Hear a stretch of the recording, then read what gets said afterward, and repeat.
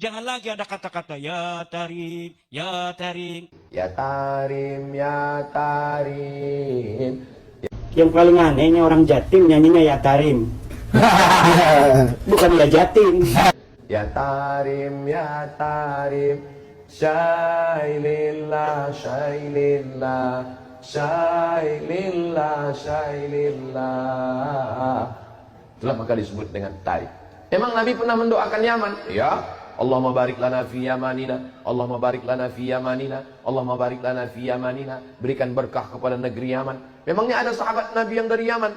Oh, sahabat Nabi Mu'az bin Jabal. Sahabat Nabi Abu Hurairah, sahabat yang paling banyak meriwayatkan hadis.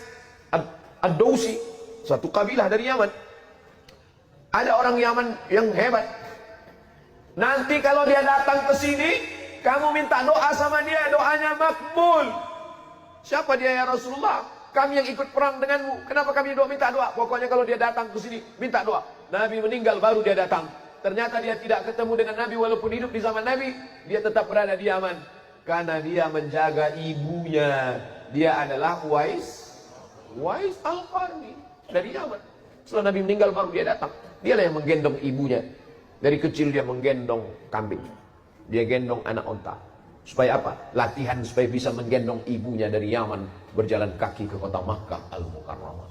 Yaman negerinya para ulama. Lalu kemudian pindahlah Ahmad bin Isa Al-Muhajir ke Tarim. Lalu dia punya anak laki-laki namanya Ubaidullah. Ubaidullah punya anak laki-laki namanya Alawi. Alawi inilah yang dipanggil dengan Ba'alawi. Ba'alawi maka disebut mereka keturunan dari Ba'alawi. Bismillahirrahmanirrahim. Itulah saudara kebencian mereka terhadap negara Yaman. Entah kenapa begitu bencinya mereka terhadap negara Yaman. Apakah negara itu pernah menjajah Indonesia, negara kita? Atau pernahkah dari negara Yaman atau penduduk negara Yaman itu mengerus uang rakyat? Pernahkah? Kalau tidak pernah, apa alasan kalian membenci Yaman? Kenapa harus membenci negara Yaman? Sedangkan negara Yaman itu termasuk negara yang oleh Rasulullah pernah didoakan dulu. Saking bencinya terhadap Yaman, mereka tidak cukup dirinya sendiri yang benci, akan tetapi menanamkan kebencian terhadap orang lain pada negara Yaman. Sama seperti halnya mereka benci terhadap para habaib, bukan hanya dirinya sendiri yang membenci, akan tetapi berusaha menanamkan kebencian itu terhadap diri orang lain. Begini saudara ya, di akhir zaman itu tanda-tanda kiamat itu sudah dekat, yaitu sudah datangnya Dajjal. Bertahun-tahun sebelum datangnya Dajjal ini keluar percikan, keluar tanda. Di antaranya orang-orang sudah menganggap orang yang jujur itu sebagai pembohong, orang yang pembohong dianggap sebagai orang yang terpercaya, dan orang yang amanah dianggap khianah, dan orang yang khianah dianggap amanah. Itu di antara percikan sebelum Dajjal keluar. Kalau kita pikir, apakah sekarang kita berada di percikan itu? Coba, dari para Sadeh Ba'alawi yang dari dulu sampai sekarang, mereka ulama-ulamanya, para walinya, luar biasa. Ulama-ulama kita dari dulu sampai sekarang percaya, dan memang mereka dikenal sebagai orang-orang yang soleh, orang-orang yang jujur. Sekarang dianggap sebagai pembohong. Mereka dianggap pembohong, suka mencantolkan nasab, padahal mereka itu dari kalangan ulama. Kita sudah tahu ancaman Rasulullah, kita sudah tahu hadis Nabi. Dua perkara yang menyebabkan itu adalah kufur, yaitu yang pertama adalah at-ta'an fil ansab, suka mencela atau membatalkan nasab orang lain. Ini saudara. Jadi masalah nasab yang mereka ta'an, sebenarnya mereka ini sama sekali tidak takut terhadap dosa. Sampai beraninya menganggap para Sadeh Ba'dawi ini sebagai orang-orang pembohong.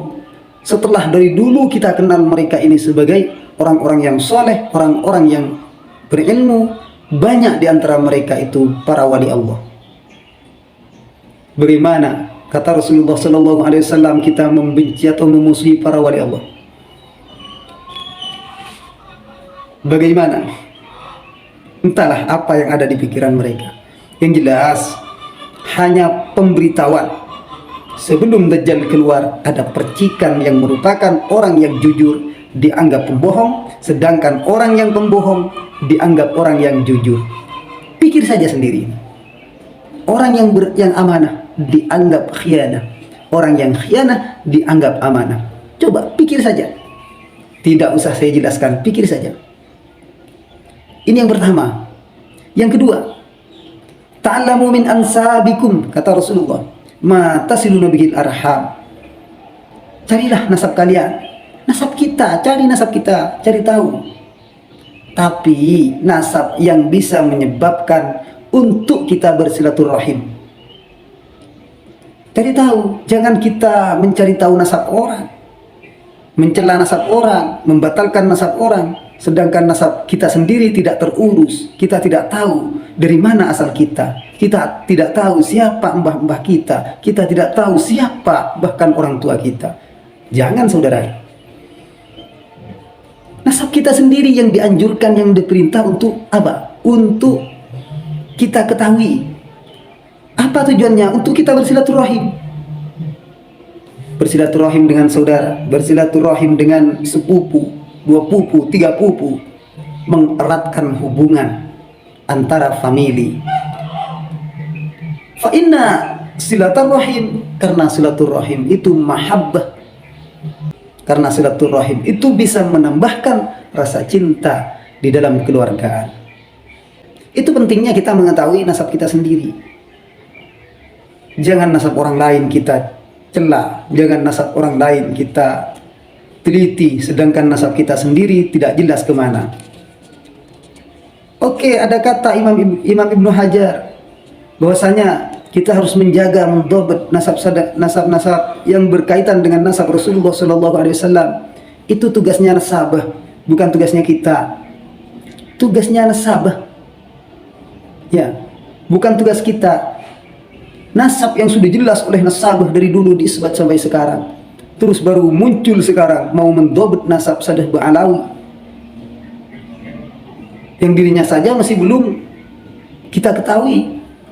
Nasabah dari mana? Belajar ilmu nasabnya di mana? Keilmuan nasabnya seperti apa?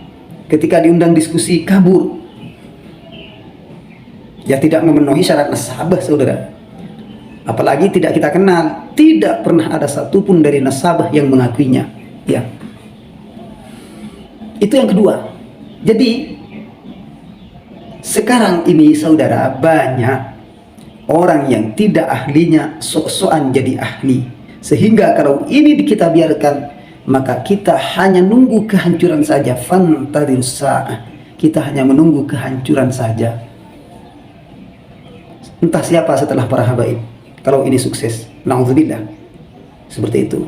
Yang jelas Islam ini, Islam yang berfaham Ahlus Sunnah wal Jamaah, harus tetap kita jaga. Jangan sampai ada orang-orang yang tidak bertanggung jawab masuk ke dalamnya, sok-sokan mengaku Ahlus Sunnah wal Jamaah, sedangkan faham dan amaliyahnya tidak sama, tidak sesuai dengan apa yang diajarkan di dalam Ahlus Sunnah wal Jamaah. Seperti itu saudara. Terima kasih.